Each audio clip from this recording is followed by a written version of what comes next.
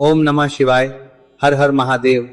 जैसा कि आप सभी लोग जानते हैं कि 8 जुलाई 2026 यानी बुधवार को पड़ रही है आषाढ़ मास की कृष्ण पक्ष अष्टमी तिथि।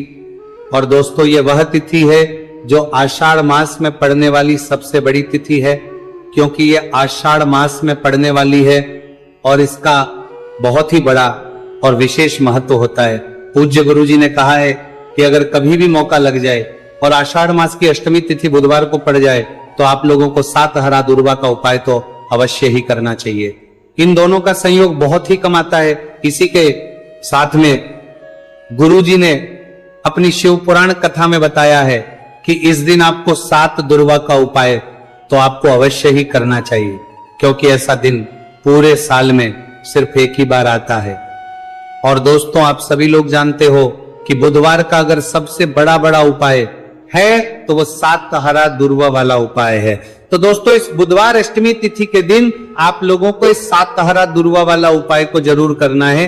बहुत सारे लोग होंगे जिन लोगों ने इस उपाय को ना किया हो, मतलब पूरा साल निकल गया उन्होंने किसी भी दिन इस 7 हरा दुर्वा वाला उपाय को ना किया हो। पर दोस्तों आपके पास एक आखिरी मौका बचा हुआ है जो कि 8 जुलाई के दिन है। तो इस दिन आप लोगों को इस वाले उपाय को जरूर कर लेना।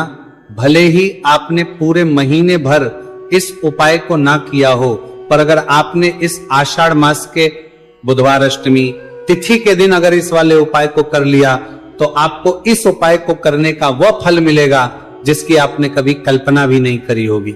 इसीलिए आप लोग इस वाले उपाय को एक बार जरूर कर लेना है, ताकि आप लोगों के हाथ से ये मौका ना जा सके और आपको इस उपाय को करने का फल मिल सके।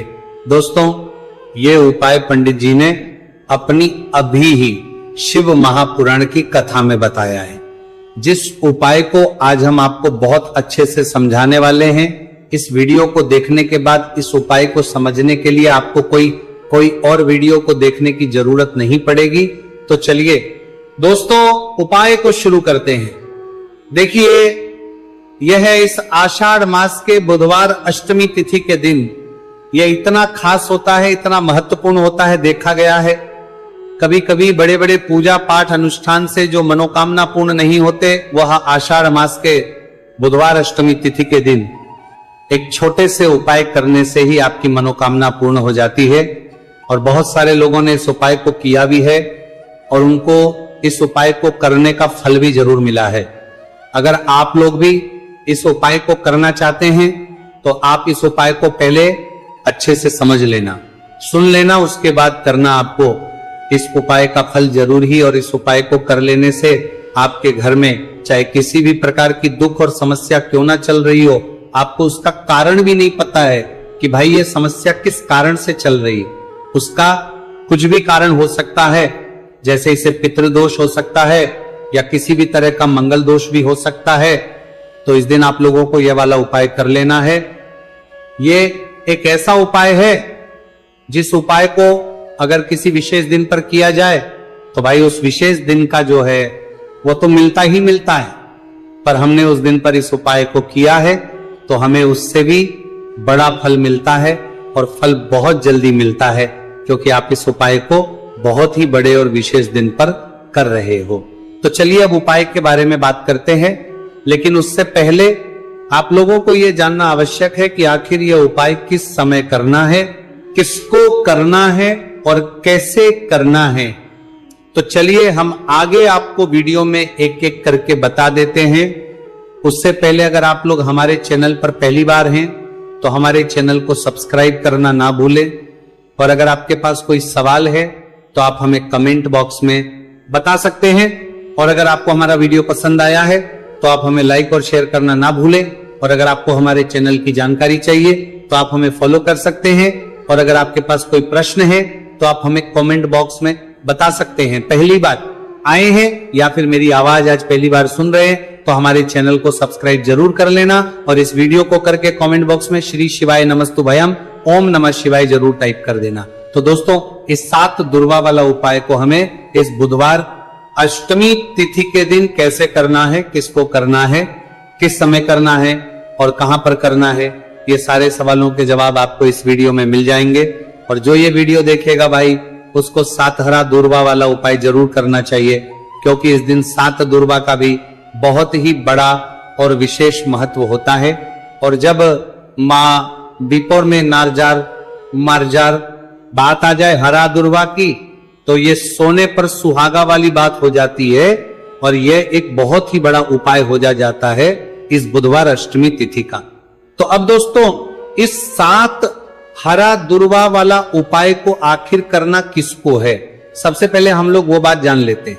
तो देखो, घर की जो बड़ी माताएं बहनें होती हैं, उन माताओं बहनों में से कोई भी एक बड़ी माता बहन इस वाले उपाय को कर सकती है। और दोस्तों, अगर आप चाहें तो अपने घर में से सभी सदस्यों भी इस उपाय को करवा सकते हैं। अगर किसी व्यक्ति की खुद की कोई मनोकामना है, खुद की कोई दुख और परेशानी है जो कि वो अपने लिए ही करना चाहता है, इस वाले उपाय को तो वो खुद अपने लिए भी कर सकता है। बाकी अगर कोई घर में से ऐसा है जो कि अपने पूरे घर परिवार की सुख और शांति के लिए ये वाला उपाय करना चाहता है, तो भाई वो भी कर्मारंदी सकता है, उसमें भी कोई दिक्कत वाली बात नहीं है। कहने का मतलब यह है कि इस उपाय को हर सदस्य भी कर सकता है और पूरे घर परिवार के सदस्य के लिए घर की बड़ी माताओं बहनों में से कोई एक माता बहन भी कर सकती है। माताएं बहनें अगर घर में उपस्थित ना हो या वो ये वाला उपाय ना कर पा रही हो, तो फिर घर का कोई बड़ा सदस्य भी इस 7 हरा दूर्वा वाला उपाय को कर सकता है, चाहे फिर वो पुरुष ही क्यों ना हो, उसमें कोई भी दिक्कत वाली बात नहीं है।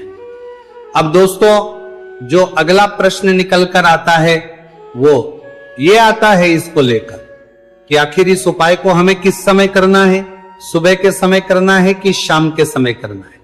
तो देखो, इस वाले उपाय को आप लोग सुबह के समय भी कर सकते हो और शाम के समय प्रदोष काल में भी कर सकते हो।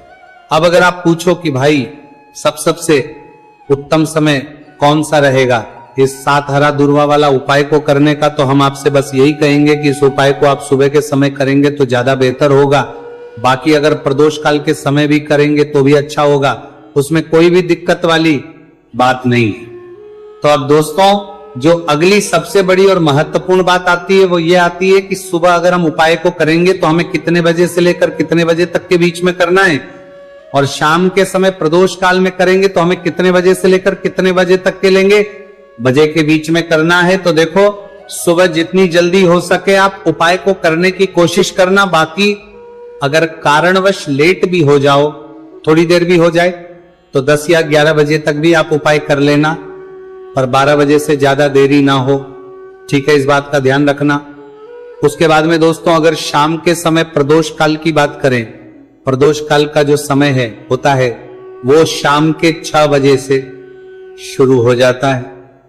मतलब शाम के 6 बजे से लेकर शाम के 6 बजे से रात के 8 बजे के बीच का जो समय होता है, यह समय प्रदोष काल का समय होता है।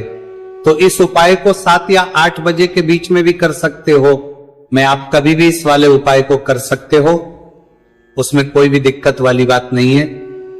तो आषाढ़ मास का महीना ही है जो आपको धन, दौलत, पुण्य दोनों ही देने वाला है।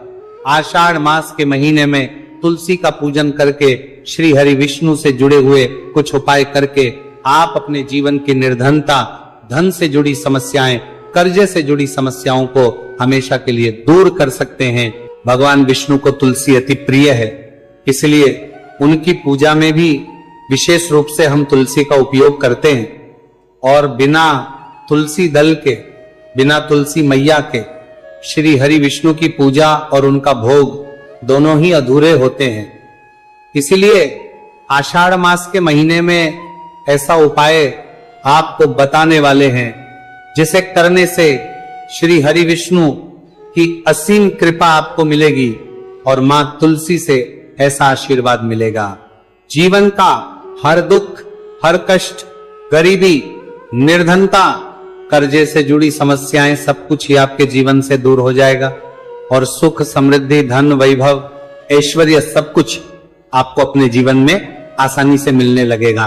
तो चलिए बात कर लेते हैं कि कौन सा उपाय है, तुलसी के पौधे में कौन सी चीज आपको रखनी है और इस उपाय को किस समय करना है। देखिए, सबसे पहले तो आपको बता दें कि अगर आपके घर में तुलसी का पौधा नहीं है तो आषाढ़ मास के महीने में एक तुलसी का पौधा अपने घर में लाकर जरूर लगाएं, क्योंकि आषाढ़ मास के महीने में जो लोग अपने घर में तुलसी जी का पौधा लाकर लगाते हैं, मां तुलसी का पूजन करते हैं, कभी भी मां तुलसी उनके घर में निर्धनता नहीं रुकने देती है। हमेशा उनके घर में धन की वृद्धि होती है, धन की वर्षा होती है। तो जरूर से तुलसी का पौधा आप आषाढ़ मास के महीने में अपने घर जरूर लेकर आए और अच्छे से आपको मां तुलसी का पूजन करना है, मां तुलसी के पौधे की देखभाल करनी है। और वो कौन चीज है जो आपको तुलसी के पौधे में आषाढ़ मास के महीने 8 जुलाई बुधवार अष्टमी तिथि में रखना है, और कैसे ये चीज रखते ही रातों रात आपके जीवन में चमत्कार होगा और आपके भाग्य का भी आपको साथ मिलेगा। तो देखिए, इस वीडियो में जितने भी उपाय हम आपको बताएंगे सभी उपाय सरल है। देखो, गुरुजी ने कहा है कि बुधवार के दिन आपको 7 हरा दूर्वा वाला उपाय तो अवश्य ही करना चाहिए। वीडियो के अंतिम में आपको उपाय बताया है, आपको करना है। देखो, आगे बढ़ने से पहले वीडियो को एक लाइक जरूर करें। देखो, सबसे पहला उपाय, यदि आपके जीवन में कर्जा बहुत अधिक है, आपके जीवन में संकट बहुत अधिक रहते हैं, आपके ऊपर बहुत अधिक विपदा आ रही है, बार बार आपको अपने व्यापार में और अपने धन में हानि देखने को मिल रही है, यानी कि आपको प्रत्येक कार्य में हानि हो रही है, तो आपको यह उपाय करना चाहिए। इस उपाय को करने के लिए आपको 2 चीजों की आवश्यकता होगी। सबसे पहले है, आप जानते हो, जो कि भगवान गणेश जी को समर्पित होती है, तो आपको वो हरा दूर्वा की आवश्यकता होगी, साथ ही में एक लोटा जल की आवश्यकता होगी। और आप जब भी उपाय को करें, जिस दिन भी आपको करें, तो आपको प्रातः कल सुबह ही सुबह वह करना है। इस बात का विशेष रूप से आपको ध्यान रखना है, ठीक है। तो आपको एक हरा दूर्वा लेनी है। अगर आधा हरा दूर्वा भी मिल जाती है तो भी कोई दिक्कत नहीं है, बस आपको हरा दूर्वा है। अगर ज्यादा ना मिले तो उस स्थान पर एक हरा दूर्वा भी ले सकते हैं। हरा दूर्वा आपको आसानी से कहानी पर भी मिल जाएगी। बस याद रखिएगा, शुद्ध दूर्वा, और मतलब उसे शुद्ध करके ही उपयोग में लीजिएगा, है ना। तो आपको करना क्या है, एक हरा दूर्वा या एक से ज्यादा भी हरा दूर्वा आप लोग ले सकते हैं। तो एक हरा दूर्वा अपनी ले लीजिए। एक हरा दूर्वा के साथ में आप 1 लोटा जल ले लीजिए और इन दोनों ही चीजों को लेकर शिवाजी के मंदिर पहुंच जाइए। जी के मंदिर पहुंचकर सबसे पहले आप शिवाजी के पास में बैठ जाइए। शिवाजी के पास में बैठने के बाद जो शिवाजी की शिवलिंग होगी, शिवलिंग के ऊपर सबसे पहले आपको यह दूर्वा को समर्पित करना है। दूर्वा को कुछ इस प्रकार से समर्पित करना है कि जो दूर्वा की दांडी का मुख होगा वह जलधारी की तरफ हो, जहां से जल नीचे करता है ना। और जो हरा दूर्वा का मिला हुआ भाग होगा वो अपने आप शिवाजी के पीछे की तरफ हो जाएगा, ठीक है। तो इस प्रकार से यह हरा दूर्वा का यह दूर्वा आपको भगवान शिवाजी का शिवलिंग के ऊपर समर्पित करनी है। और जो 1 लोटा जल आप अपने साथ लेकर आए हैं, इसी दूर के ऊपर भगवान शिव जी के शिवलिंग के ऊपर एक धारा से आपको समर्पित कर देना है, ठीक है। अब यहां पर देखने बात यह है कि यह उपाय इस व्यक्ति को करना है जिस व्यक्ति की नौकरी नहीं लग रही हो, जो व्यक्ति परीक्षा में पास होना चाहता हो, तो इस व्यक्ति को अपने हाथों से इस उपाय करना है, तभी उपाय काम करेगा, ठीक है। उपाय को करने के बाद आपको 3 महीने उपाय आपको कब तक करना है, जब तक कि आपकी नौकरी ना जाए। जब तक आप इस उपाय को नियम के साथ करो, आपकी नौकरी जरूर लगेगी। अब बात करते हैं दूसरे उपाय के बारे में। तो देखिए, दूसरे उपाय जो है, देखिए, इस उपाय के लिए आपको मात्र 1 लौंग का जोड़ा लेना है, यानी कि 2 फूल वाली लौंग लेनी है। साथ में आपको मात्र थोड़ा सा शहद लेना होगा और इसी के साथ में आपको तांबे के पात्र अंदर शुद्ध जल लेना होगा। अब देखिए, इन सभी सामग्रियों को लेकर के आपको भगवान शिव के मंदिर में पहुंच जाना है। देखिए, ये उपाय आप सुबह से लेकर शाम तक कर सकते हैं। तो वह सबसे पहले तो आपके पास जो 2 फूल वाली लौंग है, उन्हें आपको शहद के अंदर अच्छे से डुबो है, यानी कि दोनों लौंग पर आपको अच्छे से शहद का लेपन कर देना है। अब आपको जो आपके पास एक लोटा जल है, सबसे पहले तो उसे शिवलिंग पर धीरे धीरे समर्पित करना है और श्री शिवाय नमस्तुभयम इसका जाप करते हुए समर्पित कर देना है। अब आपके पास जो 2 फूल वाली लौंग है शहद से, उसे आपको शिवलिंग पर अर्पित करना है और आपको प्रार्थना करनी है कि जीवन में जो रोग की स्थिति है वो समाप्त हो, जीवन के जो संकट और समस्याएं हैं वो सभी समाप्त हो, जीवन से जो कर्ज की समस्या है वो समाप्त हो।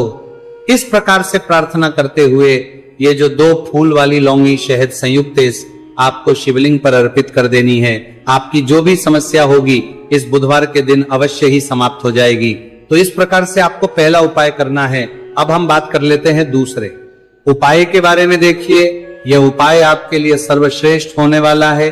देखिए इस उपाय के लिए आपको चाहिए होंगे 5 हरा मूंग के दाने, और मूंग के दाने कहीं से भी खंडित नहीं होने चाहिए, इस बात का ध्यान रखें। और इसी के साथ में आपको एक तांबे के पात्र के अंदर अपने घर से शुद्ध जल 1 लोटा जल ले लेना है। अब दोस्तों इन सभी सामग्रियों को लेकर के आपको सीधे पहुंच जाना है भगवान शिव के मंदिर में।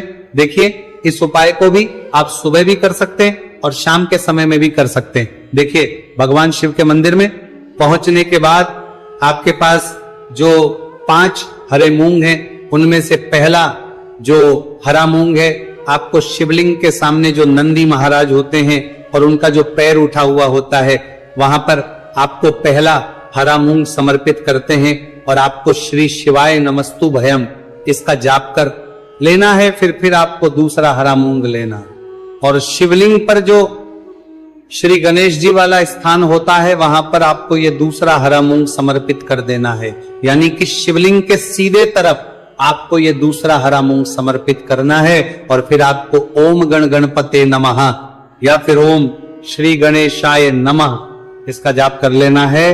तीसरा हरा मूंग का दाना आपको भगवान शिव की सबसे प्रिय पुत्री माता अशोक सुंदरी वाले स्थान पर समर्पित करना। शिवलिंग की जो जलाधारी होती है जहां से जल बह करके आता है उसी जलाधारी के बीच में जो कहीं कहीं उठी हुई लाइन होती है सांप की आकृति के रूप में, वहीं पर आपको तीसरा हरा मूंग समर्पित करना है और फिर आपको ओम नमः शिवाय इसका जाप कर लेना है। अब दोस्तों चौथा जो हरा मूंग है उसे आपको भगवान कार्तिकेय जी का जो स्थान होता है शिवलिंग पर वहां पर आपको ये चौथा हरा मूंग का दाना समर्पित कर देना है और आप ओम नमः शिवाय इसका जाप कर लेना है। अब दोस्तों आपके पास जो 5वां और अंतिम हरा मूंग बचा हुआ है उससे जल के पात्र के अंदर डाल देना है और इस हरे मूंग से युक्त जल से आपको भगवान शिव के शिवलिंग का अभिषेक कर देना है। जल आपको बिल्कुल धीरे धीरे समर्पित करते जाना है और लगातार आपको शिव महापुराण के मूल श्री शिवाय नमस्तु भयम इसका जाप करते रहना है। फिर आपको शिवलिंग के आगे बैठकर यदि आप अपने बच्चों के लिए यह उपाय कर रहे हैं, यदि आप अपने बच्चों की बुद्धि ज्ञान और विवेक के लिए उपाय कर रहे हैं तो उसके लिए आपको प्रार्थना कर लेनी है, या फिर व्यापार में वृद्धि करने के लिए यह उपाय कर रहे हैं तो उसकी कामना करते हुए आपको प्रार्थना आप उपाय कर रहे हैं उसे परिपूर्ण करने के लिए आपको महादेव से प्रार्थना कर लेनी है और फिर आपको वापस घर आ जाना है। पूज्य गुरु जी ने कहा है कि जो भी व्यक्ति इस उपाय को कर लेता है तो यकीन मानिए आपके जीवन की जो सारे संकट कष्ट और बाधाएं ही वो सभी समाप्त होंगे। आप दोस्तों हम जान लेते हैं चौथे चमत्कारी उपाय के बारे में, लेकिन यह उपाय विशेषकर उन लोगों को करना है जिनका व्यापार बिल्कुल भी ढंग से नहीं चल पा रहा है या फिर जिनके घर में धन की परेशानी बहुत अधिक है, साथ ही साथ जिनका जो बुध ग्रह है वह कमजोर अवस्था में है, तो उन्हें यह उपाय करना चाहिए। बुध ग्रह को मजबूत करने के लिए आपको विशेषकर यह उपाय करना है। देखिए इस उपाय के लिए आपको मात्र एक प्यारे सी बेलपत्र लेनी होगी। बेलपत्र जो है वह कहीं से भी खंडित नहीं होनी चाहिए। बेलपत्र यदि आपको प्राप्त नहीं हो पाती है तो आप भगवान शिव के शिवलिंग पर चढ़ी हुई बेलपत्र को पूर्ण शुद्ध जल से धोकर के उपयोग कर सकते हैं। इसी के साथ में आपको मात्र एक हरा मूंग लेना है। हरा मूंग भी साबुत लेना है, खंडित नहीं होना चाहिए। और इसी के साथ में आपको एक तांबे के पात्र के अंदर शुद्ध जल लेना होगा। अब देखिए ये तीनों सामग्री लेकर के आपको सीधे पहुंचना होगा भगवान शिव के मंदिर में। ये उपाय आप सुबह से लेकर के शाम तक किसी भी समय कर सकते हैं। देखिए सबसे पहले तो आपके पास जो एक बेलपत्र है उससे आपकी जो भी कामना है, चाहे व्यापार से जुड़ी हो, बुद्धि ज्ञान विवेक की प्राप्ति के लिए हो, आपके घर में सुख को लेकर आपकी कोई कामना हो, जो भी आपकी कामना है उन्हें आपको बोलना है। और ये जो एक बेलपत्र है सबसे पहले तो आपको माता अशोक सुंदरी वाले स्थान पर समर्पित कर देनी है। देखें, बेलपत्र की चिकनी साइड शिवलिंग से स्पर्श रहेंगी और इसकी जो डंडी है वो आपको जलाधारी की ओर रखनी है। इस प्रकार से आपको ये जो बेलपत्र है इससे माता अशोक सुंदरी वाले स्थान पर समर्पित कर देना है। अब दोस्तों, आपके पास जो एक मूंग का दाना है उससे आपको आपकी जो भी कामना है उसे बोलते हुए उस हरे मूंग दाने को आपको उसे जल पात्र के अंदर डाल देना है। अब दोस्तों, ये जो हरा मूंग युक्त जल है इसे आपको समर्पित करना है। आपकी जो भी कामना है, चाहे आपका जो व्यापार है वो अच्छे से नहीं चल पा रहा है, तो इस प्रकार से आपको कामना करनी है। और ये जो हरी मूंग से युक्त जल, इसमें से थोड़ा सा जल सबसे पहले तो आपको भगवान श्री गणेश जी वाला स्थान पर समर्पित करना है। फिर थोड़ा सा जल आपको माता अशोक सुंदरी वाले स्थान पर समर्पित करना है। और जो अंत में थोड़ा सा जल और बचेगा उसे पूरा आपको भगवान शिव के शिवलिंग पर धीरे धीरे अर्पित कर देना है। श्री शिवाय नमस्तुभयम इस मंत्र का जाप करते हुए। तो इस प्रकार से आपको थोड़ा थोड़ा जल समर्पित करना है। थोड़ा सा जल आपको भगवान गणेश जी वाले स्थान पर, फिर माता अशोक सुंदरी वाले स्थान पर, फिर अंत में भगवान शिव के शिवलिंग पर अर्पित कर देना है। आपकी जो भी समस्या होगी वो विघ्नहर्ता आपकी समस्या समाप्त जरूर करेंगे। अब हम बात कर लेते हैं तीसरे उपाय की। देखिए, इस उपाय के लिए आपको 2 दीपक लेने होंगे। दोनों ही दीपक आप मिट्टी के भी ले सकते हैं और दोनों ही दीपक में आप शुद्ध आटा मढ़कर उनके भी तैयार कर सकते हैं। आटे के दीपक को सबसे विशेष माना गया है। अब दोस्तों, दोनों ही दीपक के अंदर आपको शुद्ध घी का प्रयोग करना होगा और एक दीपक के अंदर आपको गोल रुई की बाती का प्रयोग करना होगा और एक दीपक के अंदर आपको लंबी बाती का प्रयोग करना होगा। लंबी बाती वाले दीपक के अंदर आप मौली वाला जो धागा आता है कलावा का, उसकी बाती का प्रयोग भी आप लंबी बाती वाले दीपक के अंदर कर सकते हैं। देखिए, 2 दीपक वाला ये चमत्कारी उपाय केवल रात्रि में ही किया जाता है, इसीलिए आपको इस उपाय को बहुत ही ध्यान से समझना है।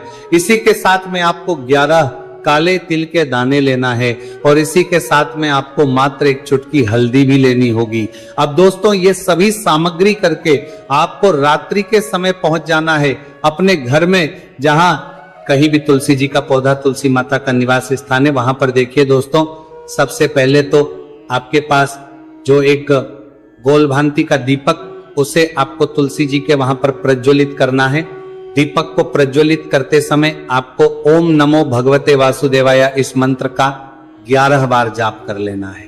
अब देखिए दोस्तों, आप जो 11 काले तिल के दाने लेकर के आए हैं उन्हें अपने सीधे हाथ में रखना है और जो आपने गोल बाती वाला दीपक प्रज्वलित किया है माता तुलसी जी के वहां पर, उसके ऊपर से आपको इन 11 काले तिल को घजी की दिशा में घुमाना है। आपको अपना नाम और अपनी गोत्र को बोल देना है और फिर आपको इन काले तिल को उससे जलते हुए दीपक के अंदर डाल देने हैं। देखिए, काले तिल भगवान विष्णु के पसीने से उत्पन्न हुए हैं और जब भी हम यह दीपक बुधवार की रात्रि में प्रज्वलित करते हैं तो इससे हमें हमारे कर्ज में राहत मिलती है, हमारे जीवन धन प्राप्ति के नए नए मार्ग खुलते हैं। हमारा अगर कोई भी कार्य रुका हुआ है तो वह भी परिपूर्ण होता है।